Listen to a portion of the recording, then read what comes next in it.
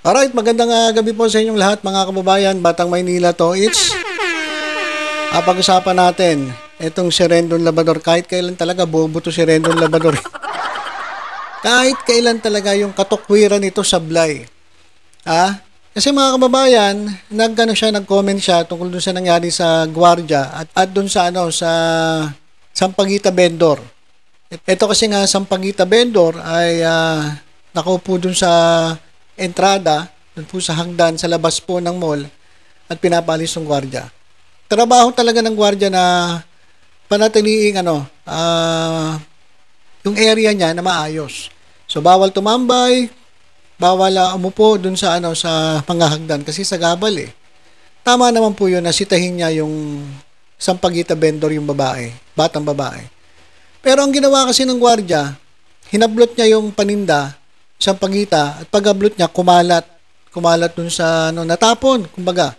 Tapos nagalit yung yung Sampaguita Vendor at hinahampas niya yung paninda niya dun sa security guard.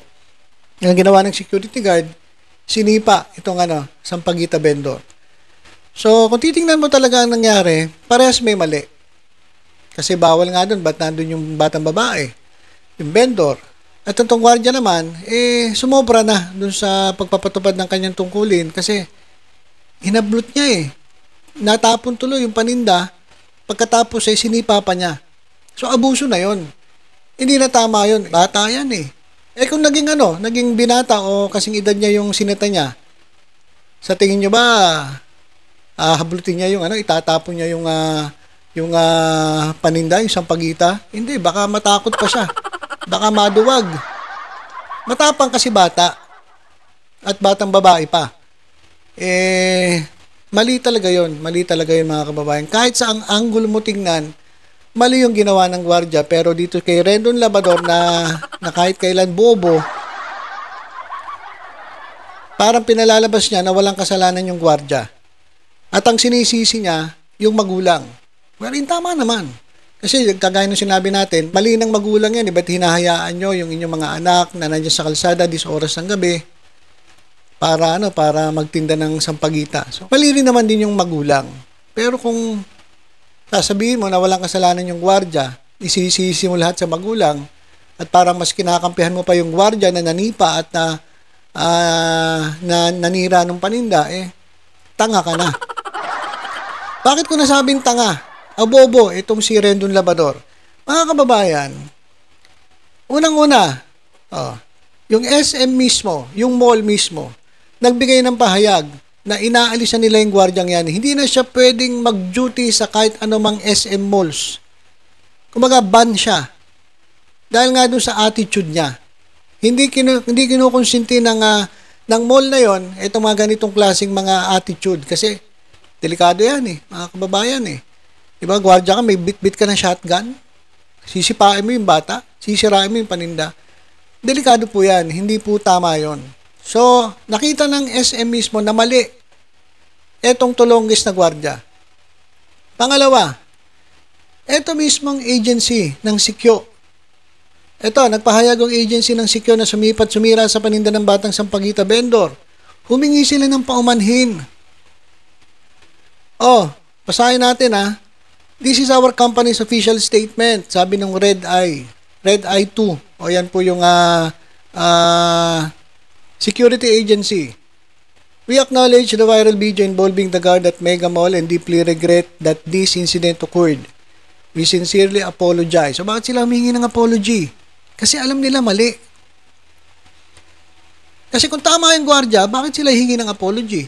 At kung tama yung gwardiya, bakit tatanggalin ng SM? Diba? Rendon Labrador, mag-isip ka. Yung utak mo kasi, ewan kung saan napunta. Malaki nga katawan mo. Yan ang problema kasi mga kababayan. Kapag masyado ka nagko-concentrate sa pagpapalaki ng katawan, yung utak mo naman lumiliit. Nag-apologize. Ito nga security agency. Ano ba? Bakit nag-apologize? For the actions displayed in the video and assure everyone that we are already conducting due process with the guard involved. May this serve as a reminder to all agencies of the values we must uphold in performing our duties. It is crucial to prioritize de-escalation and avoid letting emotions take control of our actions.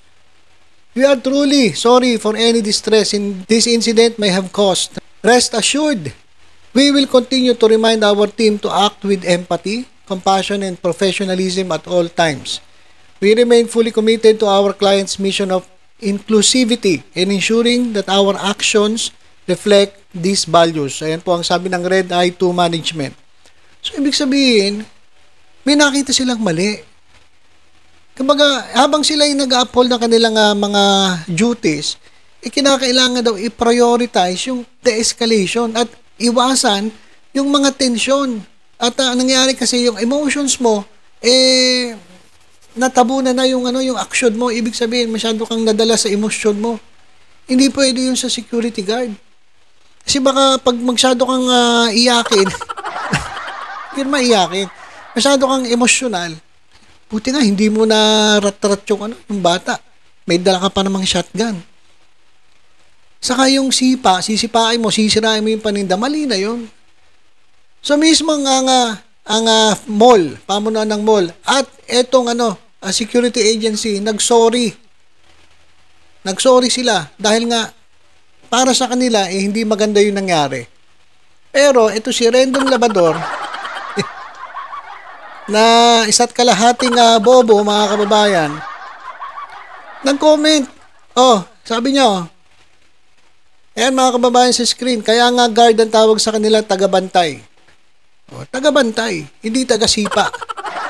At hindi tagasira ng paninda ng mga nagtitinda dyan. Especially mga bata. Walang hiya. Bata yun eh. Maraming nag-react dyan. Mamaya may babasahin tayong reaksyon ng isang sikat na artista. Kung ano masasabi niya. Si Rendon Labrador lang naman ang kumampi dito sa gwardiya eh. Saka yung iba, nababasa ko nagko-comment, mas kampi sa gwardiya. Hindi naman natin sinasabi na walang mali yung bata, pero mas mali yung gwardiya kasi mas matanda siya. Dapat siya yung nag-adjust. Dapat siya yung siya yung nag-aral eh. Meron kayong protocols eh. Bilang gwardiya, hindi pwedeng masyado emosyonal, madadala ka sa galit mo. Kasi kapag hindi mo na maayos ang trabaho mo. Nagtrabaho lang daw yung guard. Nagtrabaho. Tama naman. Pero sa trabaho mo, meron kang sinusunod na protocol. Huwag kang tanga, Rendon. Ikaw kasi, buhat ka lang ng buhat, ganyan-ganyan ka lang sa gym. Ganyan-ganyan ka lang. Pero sa kabila nun, di ba, meron pa rin kayong rules sa gym. Hindi ka nang basta-basta magbubuhat. Di ba? Meron kayong sinusunod. Ganon din itong gwardiya, yung trabaho nila. Meron ding mga rules na dapat mong sundin. Sabi daw ni Rendo na tanga-tanga, nagtrabaho lang yung guard, rules ng SM yan na bawal magbenta o tumambay ng matagal doon. Ginawa lang ni Kuya Guard yung inutos ng SM. Sana sa SM management, mag-imbestiga muna kayo kasi kawawa yung guard, may pamilya din yan. Sinisi pa yung SM. SM, kayo pala may kasalanan pa. Kasalanan nyo. Hindi raw kayo nag-imbestiga muna bago nyo inalis yung gwardiya. Actually, inalis lang ng na sinabi ng SM management na alisin mo na muna yung gwardiya na yan kasi masisira SM eh. Pero nasa agency pa rin yan, nasa security agency ang kung tatanggalin yung gwardiya o hindi. Tanga rin to si Rendon eh. Nakakontrata yan sila sa SM management. Pag sinabing alisin mo yung gwardiya na yan, aalisin nila. Pero hindi naman ibig sabihin nun, tatanggalin mo na agad sa trabaho kasi may humahawak na security agency dyan. Pwede nilang ilipat yan. Sabi ko nga, suggestion ko, ilipat dun sa nagbabantay ng mga ng mga properties. Yung siya lang mag-isa. Tapos pag may pumasok na trespasser, di sipain niya. Ayun, pwede niya gawin yun. Pero dito hindi eh. Abuso na yun eh. Pero kinakampihan nito nga bobong si Rendo. Neto, yung magulang ng bata walang trabaho kaya ganyan. Yung anak ang pinagtatrabaho. Yung guard nagtatrabaho para mapag-aral ang anak niyan. Okay. Gusto sinasabi ni Rendo na magulang, sinabi rin naman natin yan. Mali rin na magulang nito. Sinabi ko pa nga may nagalit pa, nag-react pa kasi sinabihan kong tamad ang mga magulang nito. Kung may magulang to. Kasi pinagtatrabaho nyo, anak ninyo, dapat kayo ang nagtatrabaho. So, kung hindi walang hiya, tamad, o baka naman wala na silang magulang, hindi naman natin pa alam eh. Pero mali talaga. Guardian, magulang, mali yun. Dapat hindi nyo pinagbibenta yan ng 10 oras ng gabi. Walang kwentang magulang ang gagawa niyan. Kasalanan daw. Agree naman kami. Agree naman ako sa sinabi ni Rendon. Tama yun. Kasalanan ng magulang. Pero yung gwardiya, tama, nagtatrabaho lang siya. Tama ka, nagtatrabaho para mapag-aral yung anak niya. Kaya dapat iniingatan niya yung bawat kilos niya. Tama yun. Dapat lang, babantayan mo yung kilos mo. Hindi porke gwardiya ka, may karapatan ka na bang manipa? Manira ng paninda ng iba? Wala kang karapatan. Bawal yun. Pang-aabuso na yun. Tama lang nisitahin mo, pero maximum tolerance. Hindi mo pwedeng saktan, bata. Ba't hindi ka lumaban sa kapwa mo, sa kaparehas mo, kasing laki mo? May bit-bit ka pang shotgun. Ibig sabihin, tanga rin tong gwardiya na to. Pasensya na po kayo doon sa nagtatanggol sa gwardiya. Kasi, meron pong may mga rules.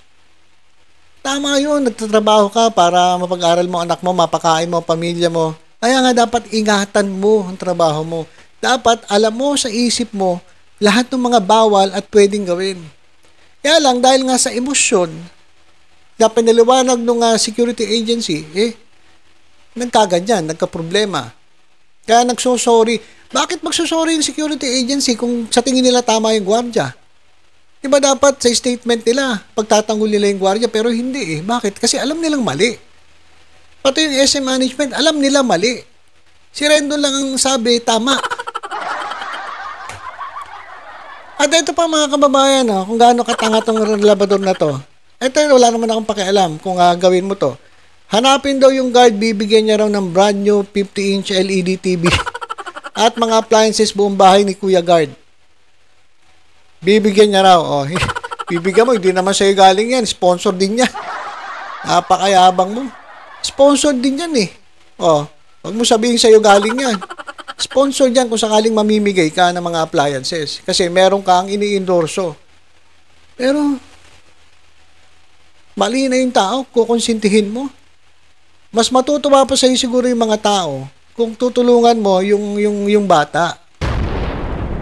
Kasi yung bata, naghahanap buhay Sabi ko nga sa inyo, baka pambaon niya yun, pambili nila ng pagkain, pambili ng bigas, para kinabukasan may kakainin bago pumasok. Pero ito, bobo rin to. Bibigyan niya raw ng LED buong appliances. Wala namang problema, pera mo naman yan Kung talagang pera mo o sponsor dyan, karapatan mo yan. Pero,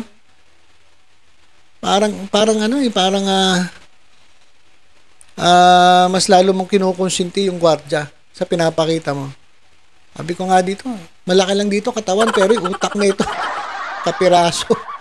Bobo, mga kababayan Ay di, ngayon, ikaw maghanap. Utusan mo pa kami. Pinapahanap niya yung gwardiya. Mangyayari na ito, matutuwa pa yung gwardiya. Isipin niya, tama siya. Mali yun, mga kababayan. Huwag ganun, Rendon. Huwag kang bobo. Huwag kang tanga-tanga, Rendon. Kasi mas lalakas ang loob ng mga yan kapag may kumampi sa kanila na kahit kanino ka magtanong, mali ang ginawa niya. Ito, si John Arcilla, may prangkang komento. Nag-react siya dyan sa viral video ng Sikyo at Batang Sampaguita vendor. Ano ang sabi ni John Arcilla? Ano sabi ni John Arcilla? Ito, basahin ko lang yung comment niya bilang pagtatapos. Okay. Ang sabi ni John Arcilla, kung hindi miserable, pati pala si Arnold Cabio nag-react. Ito muna. Si John Arcilla, kung hindi miserable at hindi mahirap ang buhay ng bata, magtitinda kaya siya ng sampagita? Kung may iba siyang paraan ng pagkakakitaan? Wala naman siyang sinasaktang tao. Mahirap na nga ang buhay niya, pinapahirapan pa natin. Patama yan doon sa gwardiya. At doon sa mga sumusuporta sa gwardiya. Sabi ni John Arcilla, such a sad video to watch. Naghahanap buhay yung bata, bakit kailangang wasakin yung tinda niya? Hindi ko masisisi yung bata kung bakit nagalit. Ganon din ako Hindi ko talaga masisisi. Kasi baka yung pinatinda lang sa kanya, wala, hindi niya nabenta, ngayon babayaran pa niya. Saan siya kukuha ng pambayad? Di bali sana kung binayaran nung gwardiya. O sabi niya, bakit may mga guard o taong ganito? Sana may konsiderasyon. When we are in authority and we use it to mistreat someone we outrank, what kind of person are we? Sana ay mabigyan ng tamang leksyon ang guard. O yan. O. Yan, Rendon Labrador. Ayan po yung sabi ni Jan Arcilla. Ang dami pong ang dami pong nagsasabi na mali talaga. Si Labrador lang talaga nagsabi na tama at grabe. Kinukonsinti ang upal eh. Basahin nga natin to. Arnold Clavio nag-react sa viral video ng si Cute Batang Sampaguita vendor. Ito ngayon ko lang to nakita. Ano sabi niya? Ano sabi niya rito? Okay, basahin ko lang tingnan natin. Sabi niya ehem. Nakakadurog ng puso ang pinarating na video na ito sa akin. Isang batang babae na nagtitinda sa pagita ang sinita at pinalis ang gwardiya ng SM Mega Mall. Pero hindi man nakontento, sinipa niya ang bata at sinira pa ng gwardiya ang paninda ng bata. Sa galit, hinampas niya ito sa gwardiya. Sabi ni Arnold Clavio, karamay ako sa naramdamang galit ng batang babae. Makakaano talaga survival yun Yun na nga lang yung bibenta ko para meron akong makain, pambili ng bigas, o yung pambaon ko kinabukasan. Tinapon mo pa, sinira ng gwardiya. So ramdam ko yung galit ng batang babae. Dito niya kinukuha ang pang-araw-araw niyang baon at pangangailangan ng kanyang pamilya. Para nga lang kanyang trabaho sa pag-aalok ng bulaklak. Hindi dapat naging marahas laban sa batang babae ang gwardiya.